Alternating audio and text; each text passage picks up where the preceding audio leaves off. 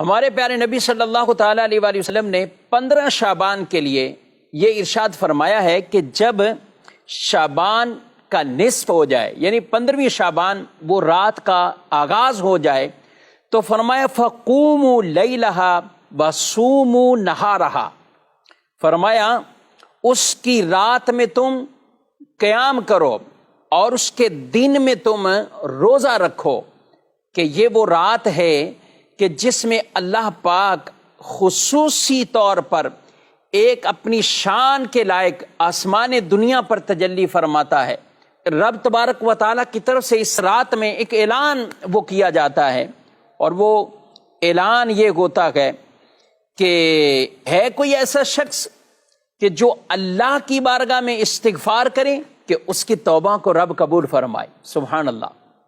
فرمایا ہے کوئی ایسا شخص کہ جو رزق مانگے اسے رزق دیا جائے، ہے کوئی ایسا جو کسی مرض میں مبتلا ہے، کسی آزمائش میں ہے، اللہ اسے عافیت عطا فرمائے۔ فرمایا یہ اعلان ہوتا رہتا ہے یہاں تک کہ طلوع فجر یعنی صبح کا وقت ہو جاتا ہے۔ دوسری روایت میں فرمایا قبیلہ بنی کلب کی بکریوں کے بالوں کی تعداد سے بھی زائد اللہ لوگوں کی اس رات بخشش مغفرت فرما دیتا ہے۔ اب ایسی بابرکت شب ہو، بابرکت ایسی رات ہو، آج افسوس سے کہنا پڑتا ہے کہ کچھ ایسی پوسٹیں چلا دیتے ہیں، ایسی تحریریں وائرل کرتے ہیں، کوئی فضیلت اس کی نہیں۔ ارے کوئی فضیلت اس کی نہیں،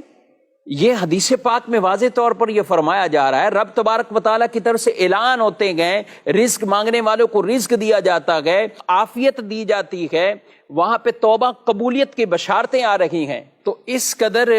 برکتوں اور رحمتوں والی شب ہے، لوگوں کے رجحان عبادت کی طرف ہوتے ہیں، مسجد کی طرف ہوتے ہیں، آتے ہیں لوگ مسجدوں میں، ایک رونقیں اس طور پر قیام کرنے والے، عبادت کرنے والے، ذکر و اذکار کرنے والے، دین کی باتیں سیکھنے والے، سکھانے والے، یعنی گویا کہ کہیں کہ مسجد کے اندر ایک آبادی کا سلسلہ ہوتا ہے، مسجدیں آباد ہو رہی ہوتی ہیں، لیکن اس کے باوجود کوئی ایسی تحریریں چلا دیتے ہیں، اس کی کوئی حقیقت نہیں ہے۔ اس رات میں عام بھولے بھالے مسلمان بیچارے ان کو پڑھ کر ان کی شاید کیا کیفیت ہوتی ہوں گی، اور میں کہتا ہوں کوئی اپنی کیفیت ایسی نہ بنائے جب آپ علماء کے پیچھے ہیں، علماء آپ کو رہنمائی کر رہے ہیں،